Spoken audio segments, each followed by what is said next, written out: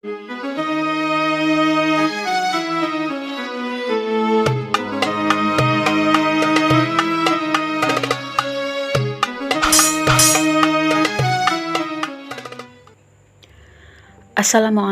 warahmatullahi wabarakatuh.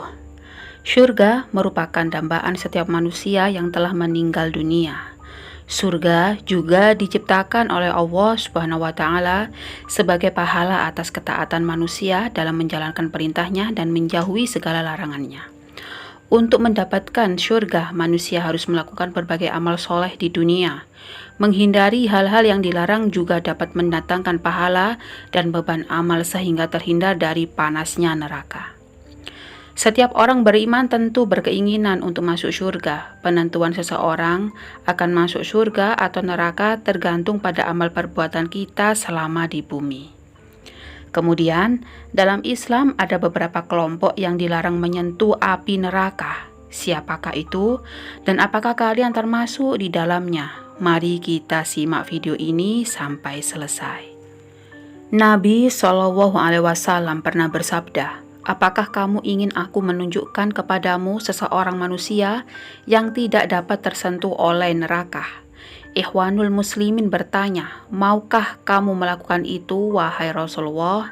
Dia menjawab, "Hayyin, layyin, gharib, dan sahal." Hadis riwayat Tirmizi dan Ibnu Hibban. Lantas, apa arti dari kata-kata tersebut?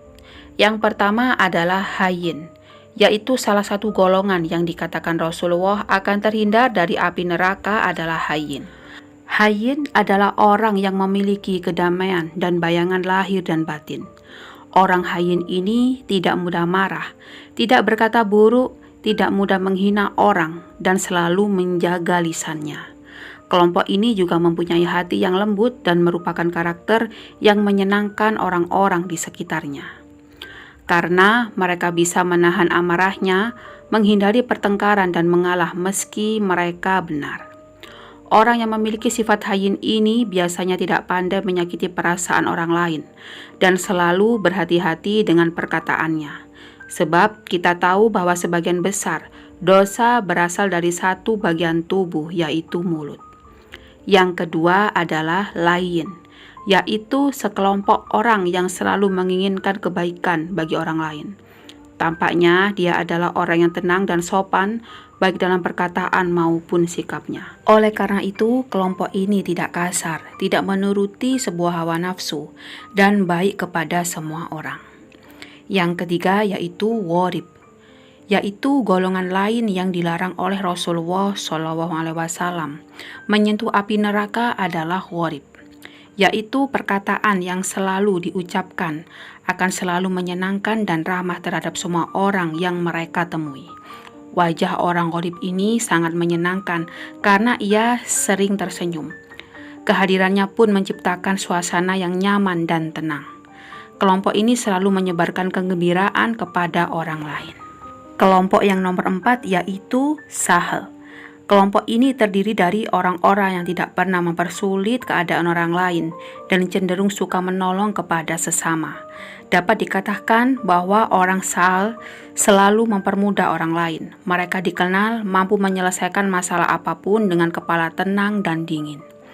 Syekh Abdurrahman bin Muhammad bin Qasim Al-Hanbali berkata, hadis ini menunjukkan makna la ilaha illallah yang sebenarnya. Barang siapa mengucapkan kalimat ini dengan harapan melihat wajah Allah, maka ia harus mengamalkan hasil kalimat tersebut. Dengan kata lain, monoteisme Allah harus dijauhi dan dibenci. Pengarang Fathul Majid Syekh Abdurrahman bin Hasan Al-Syaikh mengucapkan kata-kata yang patut kita ingat, yaitu kebanyakan orang mengucapkan kalimat la ilaha illallah namun kamu tidak ikhlas kepada Allah. Banyak orang yang mengucapkannya, namun jika kamu mengikutinya, maka hanya akan menjadi sebuah kebiasaan. Tetapi rasakan dalam hatimu nikmatnya iman yang diungkapkan dengan kata-kata. Tidak pernah dan kebanyakan yang disiksa di dalam kubur adalah orang-orang yang demikian. Sebagaimana disebutkan dalam hadis, apa yang saya dengar, orang katakan, maka saya pun mengatakannya. Oleh karena itu, amalan orang-orang tersebut sebagian besar hanya berupa taklid buta saja, mudah untuk bergabung dan diikuti orang lain yang Anda suka. Sesuai firman Allah, mereka adalah, sesungguhnya kami mendapati bapak-bapak kami menganut suatu agama dan sesungguhnya kami adalah pengikut jejak-jejak mereka. Quran Surat Az-Zukhruf ayat 23. Oleh karena itu, jika kita tidak sekedar mengucapkan ini secara lisan, tetapi juga memadukannya dengan keimanan dalam hati, maka kita harus melaksanakan akibat dari kalimat tersebut dengan menjadikan Allah Subhanahu wa Ta'ala yang bertauhid dan menjauhi segala macam kepalsuan. Dari sini beberapa manfaat yang dapat diambil dari hadis di atas. Pertama, keutamaan orang bertauhid yang tidak melakukan kedengkian menunjukkan bahwa ia akan selamat dari siksa neraka dan dihapuskan dosa-dosanya. Yang kedua, kata-kata saja tidak cukup untuk beriman, harus diimbangi dengan i'tiqad, yaitu iman di dalam hati. Jika Anda hanya mengatakannya dengan kata-kata yang tidak dalam hati, Anda adalah orang yang munafik. Yang ketiga, iman juga tidak ada gunanya jika diyakini hanya dalam hati tanpa menggunakan kata-kata seperti halnya jahid, yaitu orang yang menentangnya. Yang keempat, bagi orang yang bertauhid sepenuhnya, neraka haram untuk disentuhnya. Dan yang kelima, sedekah tidak ada gunanya kecuali dibarengi dengan harapan yang tulus di hadapan Allah dan mentaati sunnah Rasulullah Shallallahu Alaihi Wasallam. Yang keenam, orang yang mengucapkan kalimat La ilaha illallah tetapi menyembah selain Allah seperti halnya ibadah kuryun, maka kalimat tersebut tidak ada gunanya.